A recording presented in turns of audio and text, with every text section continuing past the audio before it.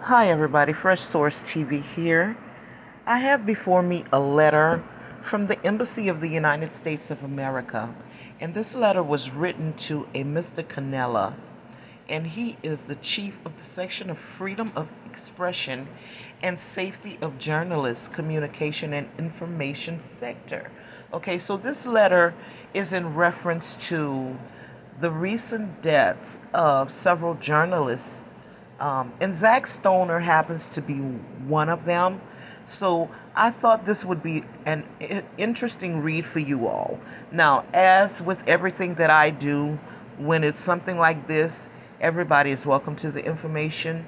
You guys do what you will with it, okay? But I'm just going to go ahead on and read it off to you. I'm going to read a few paragraphs from the beginning to give you guys some insight as to what they are asking, and then I'll scroll down to the bottom and read the part about Zack Stoner, okay? And it says, Dear Mr. Ken'neka, please express our thanks to the Assistant Director General of Communications and Information, Moaz Chakok, for his letter dated um, April 17, 2020, regarding the status of the legal investigations into the killings of Jacinto Hernandez Torres on June 13, 2016 in Garland, Texas. Gerald Fishman, Rob Hassan, John McNorma, I guess, Rebecca Smith, and Wendy Winters in the Capital Gazette shooting in Annapolis, Maryland on June 28, 2018, and Zachary Stoner on May 30th, 2018 in Chicago, Illinois. The letter also invited the United States to provide information on steps it has undertaken to promote journalist safety and address the issues of impunity. Upon receipt, the United States Department of State immediately passed this request to the Garland Police Department in Garland, Texas, the Anne Arundel County Police Department in Annapolis, Maryland, and the Chicago Police Department in Chicago, Illinois. The Garland Police Department provided the following information regarding the investigation into the murder of Jacinto Torres Hernandez. The suspect is still at large and has not been arrested. However, the Garland Police Department does not believe that the murder of Mr. Hernandez Torres was connected to his profession as a journalist. The case has been filed with Dallas County. And then in the next paragraph, it goes on to read about what they found about the investigations of the other journalists. But what's very interesting to me is, we've just come across the information on the Zack Stoner's death investigation through a FOIA that somebody did. I'm not actually sure of who actually filed that FOIA's request and got that the police reports and files. But I'm going to read off to you what it says about Zachary Stoner. Okay, and from what it says about Zachary Stoner, then you guys can go back and maybe re-watch the live that Cassie did. I think it was on yesterday, and compare the information that you receive here with what is written in the FOIA, okay, in the actual case files. So let me go ahead and read this.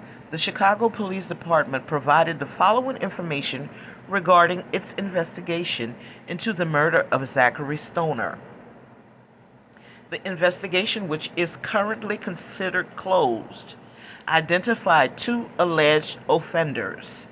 It showed that one of the alleged offenders was himself murdered following Mr. Stoner's death. The second alleged offender was arrested, but the Cook County state's attorney decided to decline to prosecute for reasons that have not been made to public. Okay? And so, if you didn't hear me clearly, because I did stumble on my words while reading this, I'll go ahead on and read this paragraph again. Okay? It says the Chicago Police Department provided the following information regarding its investigation into the murder of Zachary Stoner. The investigation, which is currently considered closed, identified 2 alleged offenders. It showed that one of the alleged offenders was himself murdered following Mr. Stoner's death.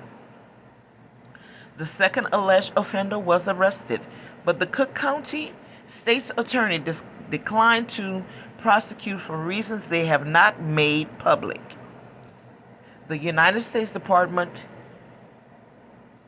of State is trying to clarify whether the murder of Mr. Stoner was connected to his profession as a journalist.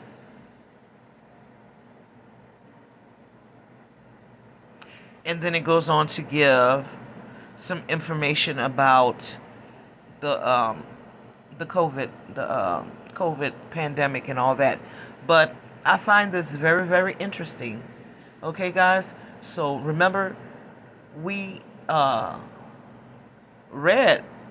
Cassie read off case files to us on yesterday, and so there is some differences from what we're reading from the case files and what we're reading coming directly from the Embassy of the United States of America regarding journalists. Okay, and so they have stated again that 2 offenders were identified. One of them was murdered shortly after Mr. Stoner's death, and the Chicago police attorney decided to decline. The other one was arrested, but they decided to decline to prosecute, and they did not make the reason for that public to everybody. Okay? Again, someone was arrested for Zachary Stoner's death, but they were not ultimately charged and prosecuted. Okay? And the information on why has not been made public to us. Thank you guys for watching. You guys have a wonderful day. Bye-bye.